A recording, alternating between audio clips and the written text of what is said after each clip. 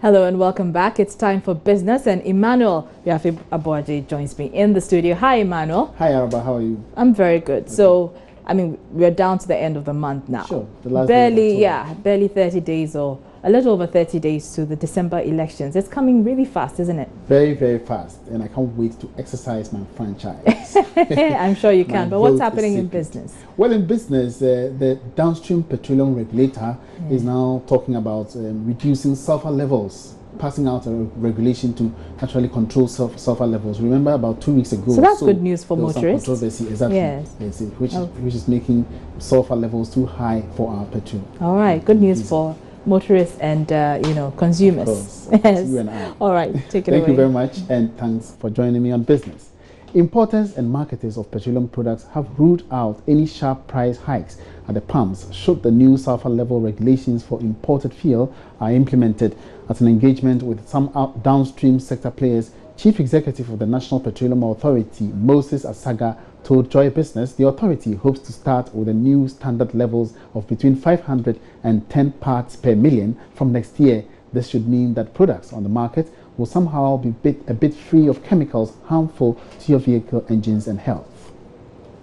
I think that there shouldn't be chaos in the system, because if we try to run without caution, what is likely to happen is that there will even be more confusion at the filling stations. Two, it could even lead to shortages of products because of inconsistencies in the way we are going to manage the product. That's why I'm still putting it to the public. If you want 10 ppm, come and tell us how are we going to manage the national refinery which can produce 500 ppm. So from next year, are we looking at the 500 to 10 as the range to work with? Yes. The range to work with from next year will be the 500 to the 10 ppm. Are you going to force it to the letter, some would say that? Well, we will try to fine-tune things, but we are going to enforce it, yes. Our Chief Executive Bulk Oil Distributors, Senor Hossi, is assuring petroleum consumers should not be worried when the new requirement takes off next year. You see, the one interesting thing, the price benchmark that we use for diesel is 1,000 ppm. Our country standard is 3,000. We supply around 2,000. So you realize there's an arbitrage in there. Then you have, but that is not arbitrage that benefits BDCs get, but it's arbitrage that international traders will get. Then you take petrol.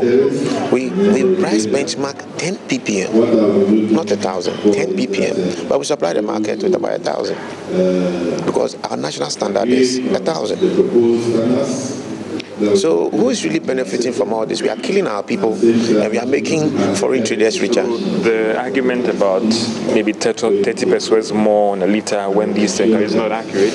You see, prices fluctuate, so it's very difficult. At a point, the difference in metric tons was $2. That will reflect in maybe a peso or two. So it's not necessarily 30 today. Tomorrow it may be 30. It could be 20. At a point, it could even be cheaper than what we do now. If you look at the index that we use, we compare them. There are times that the healthier products are cheaper than the less healthier products. It all depends on the demand and supply situation. Shouldn't be worried about any cost implications for the consumer. I'm not too sure how much price you put on your life. And if you value that much, you won't trade it for even the 30 pesos that you are talking of. Chief Executive of TOR, Kwame Iwadako, on his part, stressed with the current infrastructure, the industry is not ready for 10 ppm implementation. But oil marketing companies say the only little hitch will be clearing the old fuel stock within the period of the implementation of the new directive. Kwekwa Jumandria is coordinator for the Association of Oil Marketing Companies. The cost is very minimal. I mean, if you have it at the other end, especially TOR acquires the desulfurization plant, we are good to go. The BDCs are ready to go 10 ppm, which is very good. So once they get a product, even before then, before we started all this, they're getting levels which are far lower than what we are having now. So, I mean, it's a positive development, and we are ready to go. Let's look at some rough numbers, not the actual numbers. Any estimations in terms of what additional cost might come with, even the calibration of your equipment, your storage, and all those things, when this thing actually should take off? The main issue would have been the old stock giving way to the new stock. That's what it is. When you have the old low stock, but we are going to work in harmony with the BDCs in such a way that at the time that we are changing, we'll have relatively low stock, which will minimize the cost involved. But if it comes at a time where we all say that, like 1st January, everything should be like this, whilst we are having about 500 ppm in our stock, that would be very difficult.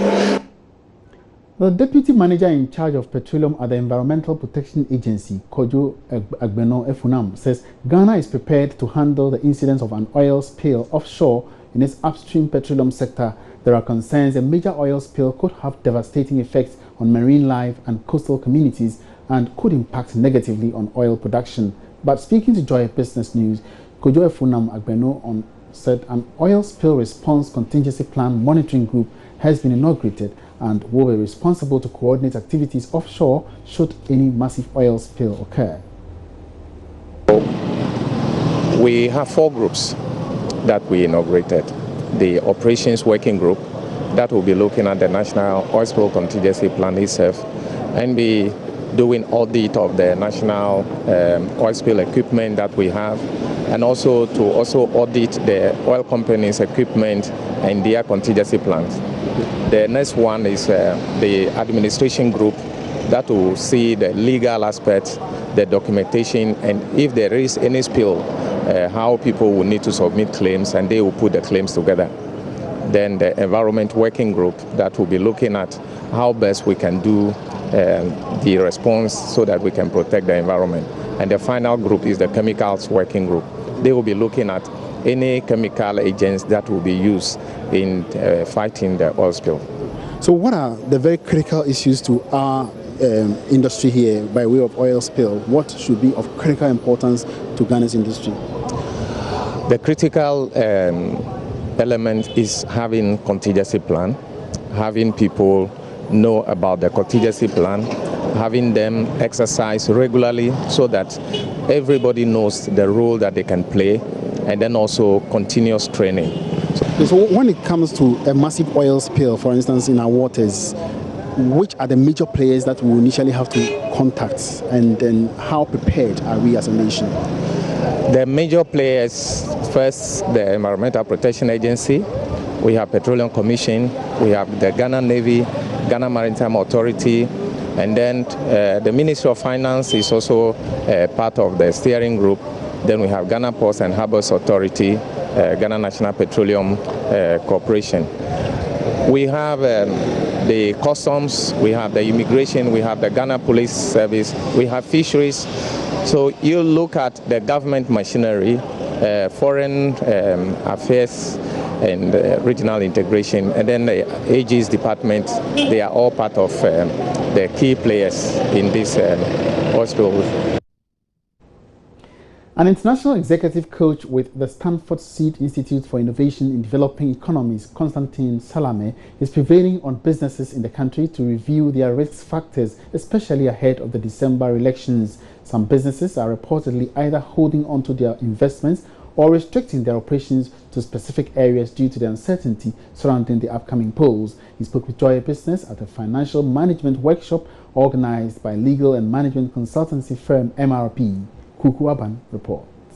Fully assessing the key business risks, Mr. Salome believes is very important in helping businesses forecast so that critical decisions could be taken to mitigate them. Some businesses are reportedly either holding on to their investments or restricting their operations to specific areas due to the uncertainty surrounding the upcoming polls. But speaking with Joy Business after a 2-day financial management workshop organized by legal and management consultancy firm MRB, an international executive coach with Stanford Seed Institute for Innovation in Developing Economies, Constantine Salome, said this highlights the need for businesses to re-evaluate their risks and draw up mitigation plans to tackle them. Any business should have a repertoire of the risk, and a number of businesses don't even know. So you need to know what are the key risks that you are facing from a financial matter, operational matter, political matter that could impact your ability to grow your business profitably. This is the first step. The second step, you have to prioritize those risks.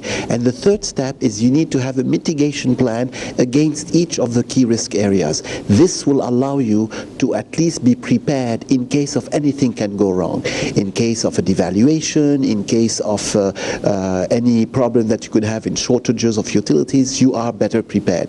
And any businesses, no matter what their size is, should have a risk repertoire and should have a mitigation plan. Mr. Salome also wants businesses to be well prepared for the possible scenarios that may emerge. And that's all in business for now. Thank you very much for watching. Join us again tomorrow for more business news updates. My name is Emmanuel Abuaji Wiafe. Good evening.